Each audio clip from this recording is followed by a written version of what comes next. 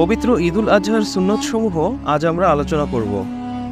মহান আল্লাহ তাআলা মুসলিম জাতির হৃদয় আঙিনা অনাবিল আনন্দ খুশির কল্লোল ও পবিত্রতায় সিক্ত করতে দান করেছেন দুটি আনন্দ উৎসব, যা ঈদুল ফিতর ও ঈদুল আজহা নামে পরিচিত।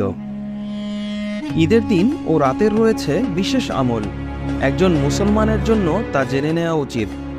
কুরবানির দিন মুসলমানদের প্রথম ও প্রধান আমল হল ঈদের নামাজ আদায় করা। এরপর সবচেয়ে গুরুত্বপূর্ণ বিধান কোরবানি করা।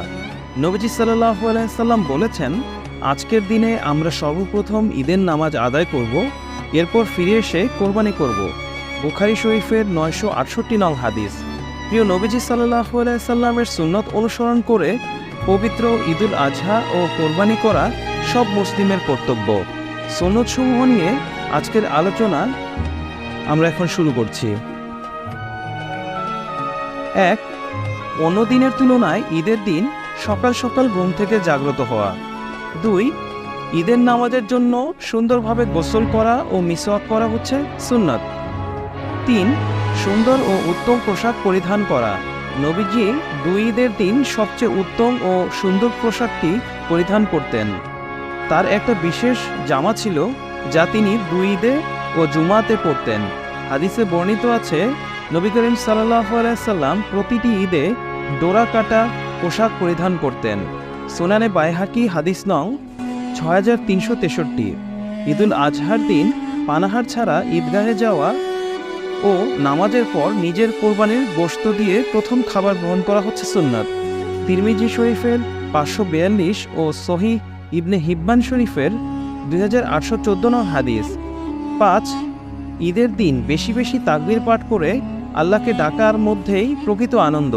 ঈদগাহে যাওয়ার সময় ও ঈদের দিন পুরুষরা উচ্চস্বরে তাকবীর পাঠ করবে। ঈদগাহে যাতায়াতের রাস্তা পরিবর্তন করা হচ্ছে সুন্নাত।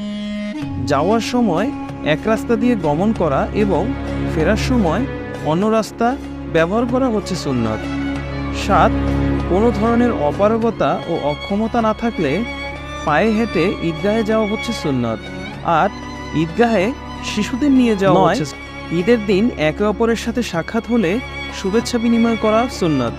হাদিসে বর্ণিত আছে, নবীজি সাল্লাল্লাহু আলাইহি সাল্লাম ও সাহাবায়ে কেরামের ঈদের দিন পরস্পর সাক্ষাৎ হলে বলতেন, তাকাব্বালাহু মিন্না ওয়া মিনকুম।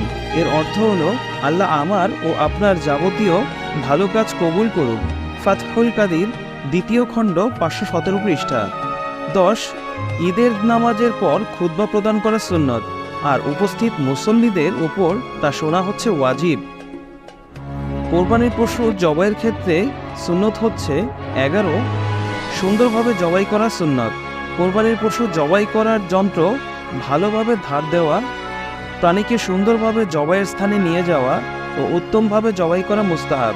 নবীজি সাল্লাল্লাহু আলাইহি সাল্লাম বলেছেন, আল্লাহ তাআলা তোমাদের ওপর অনুগ্রহ করাকে আবশ্যক করেছেন, অতএব তোমরা কাউকে হত্যা করলে ভালোভাবে করো, জবাই করলে উত্তম পন্থায় জবাই করো। তোমাদের সবাই যেন ছুরি ধার করে নেয় এবং তার জবাইকৃত পশুকে আরাম দেয়।